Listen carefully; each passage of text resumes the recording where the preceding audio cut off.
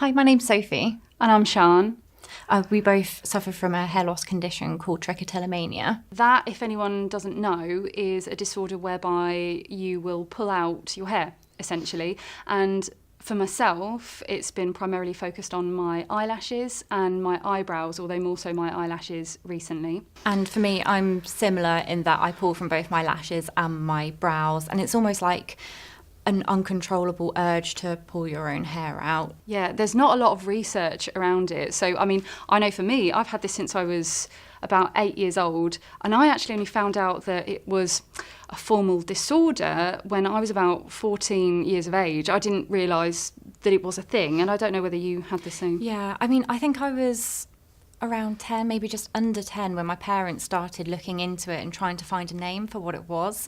And the first bits of information we found out about it was through the internet and just looking at forums online. And then when I went to my doctors, when my parents took me, we had to kind of explain what it was in the first place. Yeah. No one really seems to know what it is. And I've had that throughout my life. When I've been to doctors, I spend 20 minutes explaining what it is. Yeah, and actually that's been my reality as well, because I remember I went to the doctors once when I was brave enough, because I felt really ashamed. Because I thought, I haven't got, I don't know, like a disease or some reason why they're falling out. You know, this is my fault. Yeah. I'm doing it to myself, and I persecuted myself for years over it. When I finally got the courage to go to the doctor, he just said to me, well, just don't do it. Yeah. Just don't pull them out. And, you know, that to me was so difficult, because I'd gone there and I'd said, you know, I'm reaching out for help about something that I feel so ashamed of, that makes me feel like such an alien. I mean, I worry about reading books, because if I look down, and maybe those who haven't experienced eyelash loss wouldn't necessarily think about this, but I remember one time being absolutely mortified because I'd left my eyelashes long enough that they'd grown back to a point, but there are still gaps. I've been doing this since I was 8 and I'm now 31. And I was reading the very thing that I was fearful of, and someone said to me, "You got a gap in your eyelashes." Well, I mean, almost my world felt like it was crashing down, and I know that sounds ridiculous. It's like being found out. You've been found out about this terrible secret you have. That's it. And to your point, you know, you got to sit there and explain it to somebody, and you just feel horrible. And really, that's the reason why, for me, I got to a point where I thought, I need to stop hiding this. I need it to be something I'm not desperately ashamed of. Other amazing people suffer from this, and that is the truth. It isn't something valid disorder as well. It's not something you should be ashamed of. Loads of other people have it, and everyone else is also suffering in silence. So if no one starts talking about it, no amazing research is going to come of it. No one's going to discuss solutions or how they cover it, give advice to each other. Yeah. So conversations need to happen. Until I get to that amazing place where I'm able to grow my own back, which I will never stop trying to do. In the meantime, I'd love a set of lashes. For a lot of people, they would see it as covering up a disorder, but I think it actually goes far beyond that, in that you're not trying to cover what you do to yourself. You're just trying to make yourself feel as normal as possible. You want to try and make yourself feel like you without the disorder, rather than just trying to cover the physical hair loss. I think there's like an emotional reason beyond the physical as well. So before I actually started wearing false eyelashes, and I still do, wear eyeliner. Nothing fancy, just a dark brown, because I found that black was probably a bit too harsh. You get to learn quite a lot about eyeliner and tweezers and all sorts of things when you've got this condition. But before today, I'd never, ever taken my eyeliner off in front of anybody. But it's all part of realising, you know what, this is my truth, this is what I'm managing, and I don't need to be ashamed of it. But any partners I've been with, anybody, my friends, my family, no one has seen me with my eyeliner off until today. So those before shots are a huge thing for you. Massive, absolutely massive, yeah. But it's important that they're done, because it's not only helping you accept yourself for who you are and the disorder that you have, but it's also showing others that it's it's normal to look like this. Yeah.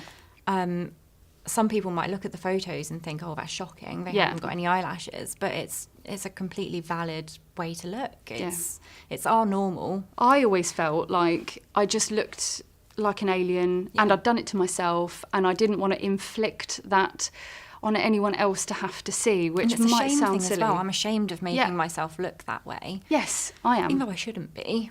But you still can't help feeling those negative emotions. It's just it's kind of ingrained in you because of what this disorder's done to you. When I realised that this is a condition, this isn't just something that I'm doing, it's not just a habit, it's actually a condition, naturally I turned to the internet to try and find out a little bit more about, well, what is it? What do people know about it?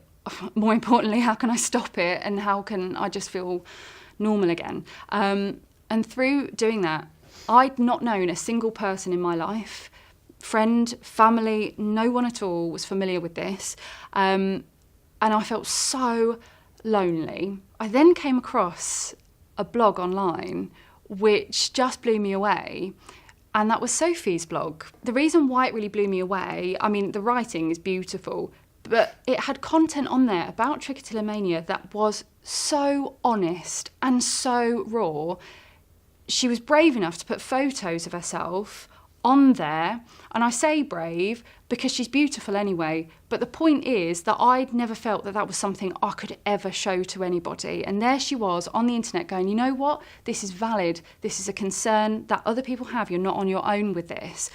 And that for me was huge. Now that was many years ago, and I have not stopped stalking her blog. 4 years you've been my stalker. Yeah. But it's true. Yeah, and there's such a huge online community. So when I started writing about it on my website, the messages that came in were incredible. Like no one had ever seen this spoken about, and those conversations started happening, and I met some incredible people from it, some on the other side of the world who also have this, but we use each other as like a support system to help talk through any troubles that we have. If we've had a bad pulling day, then we'll just message each other, and we're there to help each other out. And Sian's one of those people that I've stayed in touch with and become really great friends with. Yeah, and we never for the first would. time today met in person. Yes, How weird is that? That's another first. Yeah. So another first. Finally met you in person. Yeah. But it goes to show the power of the internet, how much of a supportive tool that was. Yeah. It didn't require me to go out and admit to anybody that this is what I've got, but it allowed me so much comfort, and I can't explain how important that was. It's strange to think that they're strangers on the internet, but really they're people just like you that help you so much. Like, I don't think I could have gotten through some things that I have gone through without the support of these people in different places in the world who also have the same condition as me. It's just so reassuring to know that you're not alone, and that there are other people exactly like you going through exactly the same things. I don't know if you found the same, but one of the things that I used to find really tricky, when you haven't got any eyelashes at all, I think a lot of false eyelashes are designed so that they sit on your natural lash. Well, of course, when you don't have them, what you then get, you get a little bit of a droop going on, which again doesn't achieve that natural look that you're looking for.